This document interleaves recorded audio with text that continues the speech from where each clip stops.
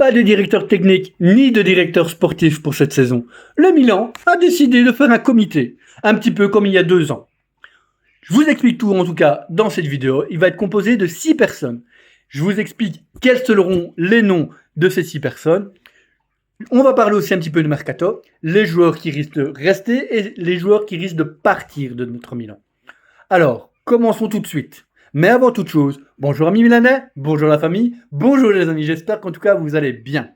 Alors, commençons de suite. Alors, les 6 personnes qui vont être justement aux commandes de ce mercato d'été. Ce sera qui? Ce sera bien sûr Jerry Cardinal. Jerry Cardinal, lui, il aura en fait simplement le dernier mot pour finaliser, que ce soit un transfert ou que ce soit pour le merchandising. On parle aussi d'Amorim. Amorim, comme vous le savez, c'est notre nouvel entraîneur. Et il va se transformer tout doucement un petit peu en manager à l'anglaise.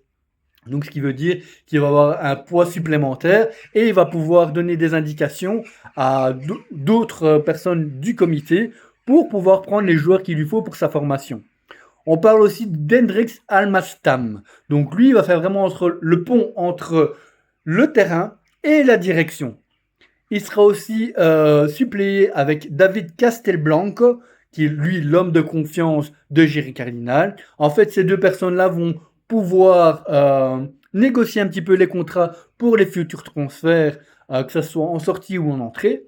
On parle aussi de Body Gardiner. Lui, en fait, c'est le responsable de l'algorithme et des statistiques des joueurs. Bonne nouvelle par contre les amis, vous savez quoi? Zlatan Ibrahimovic, pardon ça va aller, c'est la chaleur, je suis désolé. Zlatan Ibrahimovic n'aura aucun pouvoir décisionnel dans notre Milan. Enfin, alléluia j'ai envie de dire les gars. Il va rester simplement le conseiller de Jerry Cardinal. Massimo Calvelli, bien sûr, lui, normalement il devait être là simplement pour remplacer en attendant qu'on trouve un nouvel administrateur légué, mais il va rester en poste pour toute cette saison. Alors, on parle aussi de Kirovski. Kirovski, qui est justement l'ami de Zlatan Ibrahimovic, qui pour l'instant s'occupe de l'équipe des jeunes. Et on avait parlé, en tout cas moi j'avais entendu dans la presse, qu'il y avait de grandes possibilités qu'il monte en grade et qu'il vienne notre nouveau directeur sportif. Mais non, ça n'arrivera pas. Bien sûr, il va rester à sa place. Il va continuer à s'occuper de l'équipe des jeunes. Alors, maintenant, partons sur le mercato. Donc, comme je vous disais, la chronologie, comment elle va se passer? En fait, Amorim, donc, il va exprimer ses demandes, ses envies par rapport à certains joueurs. La cellule scouting, lui, va faire les recherches nécessaires pour satisfaire Amorim. Et de là, il va transmettre au comité pour le valider.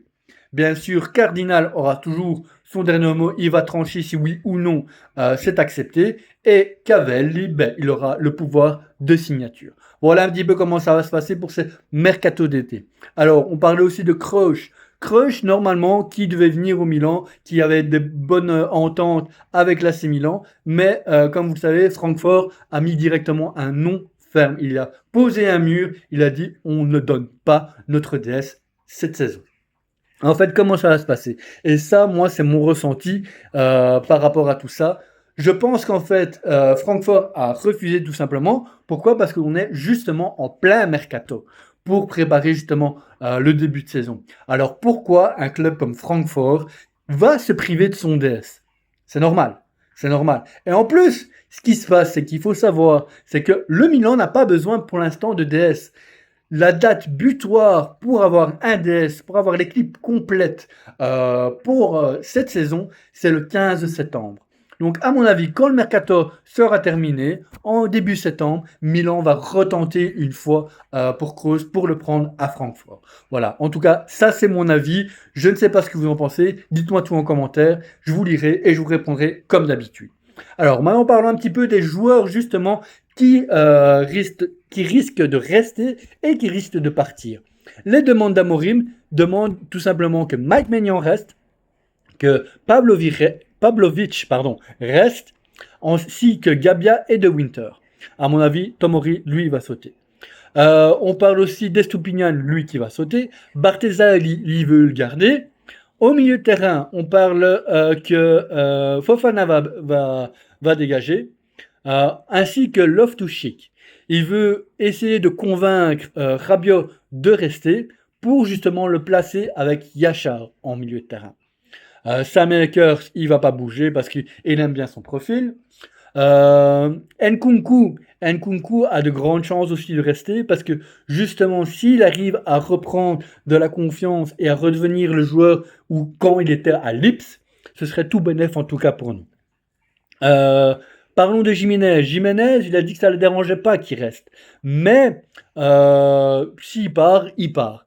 Et justement, en plus, on a une offre qui n'est pas encore totalement officielle. Mais en tout cas, Orlando City, équipe américaine, serait fortement intéressée par Jiménez. Et on parle d'un montant de transfert de plus ou moins 30 millions d'euros. Donc ce serait vraiment tout bon pour acheter justement un nouveau joueur. Si pas, il sera justement dans l'équipe, mais il sera en tant que réserve. J'ai oublié qui. Raphaël Leao, lui, il va dégager. Ça, c'est normal. J'ai oublié qui. Je pense que j'ai oublié personne. Si j'ai oublié quelqu'un, dites-moi en commentaire et je vous mettrai un petit peu les informations que j'ai eues en tout cas. Maintenant, j'ai envie de parler aussi un petit peu de Sandro Tonali, car vous savez, Sandro Tonali, c'est un cœur rouge et noir, un grand cœur comme ça, et quand il est parti, franchement, ça m'a fait vraiment de la peine. Et j'ai vu des images à cette époque de Sandro Tonali arriver à l'aéroport en pleurs parce qu'il quittait le Milan justement pour aller à Newcastle. Et ici, vu que Newcastle ne va pas en Ligue des Champions l'année prochaine, il est obligé, non, il n'est pas obligé, mais il peut vendre Sandro Tonali. Et il y a Tottenham qui est venu justement s'insérer dans le débat. Tottenham qui a fait une offre de 87 millions d'euros pour Tonali. Alors pourquoi je vous parle de ça? Parce que moi, j'ai envie que Tonali, bien sûr, revienne au Milan, et je pense qu'on est tous d'accord là-dessus. Mais ce ne sera pas pour tout de suite, clairement. Alors, Newcastle, lui, il n'a pas envie de lâcher Tonali comme ça. Lui, il évalue justement Sandro Tonali à plus ou moins 100 millions d'euros. Donc, à mon avis, on va les retrouver plus ou moins entre les deux. Ça, on verra bien. Et je voudrais terminer justement par un petit mot de remerciement. Parce que ici, j'avais fait un petit short sur YouTube avec mon fils. Et ça a explosé, franchement, j'ai eu énormément de commentaires positifs, énormément de likes, énormément de vues, et franchement, ça fait vraiment plaisir. Surtout que voilà, mon fils, il me demande sans cesse en fait de pouvoir participer à mes vidéos, et je me suis dit bah pourquoi pas cette fois-ci. Si vous n'avez pas vu cette vidéo, allez voir sur YouTube. Il y a le t-shirt qui est mis, ou sinon il est aussi dans ma vidéo complète quand je parlais de Raphaël Leao. Donc n'hésitez pas aussi à aller voir et n'oubliez pas de me mettre mon petit like comme d'habitude.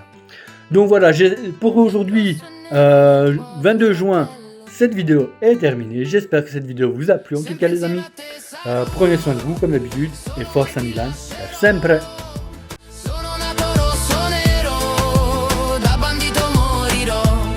Sento il battito che sale, corre forte nella notte, tra paure e tra silenzio.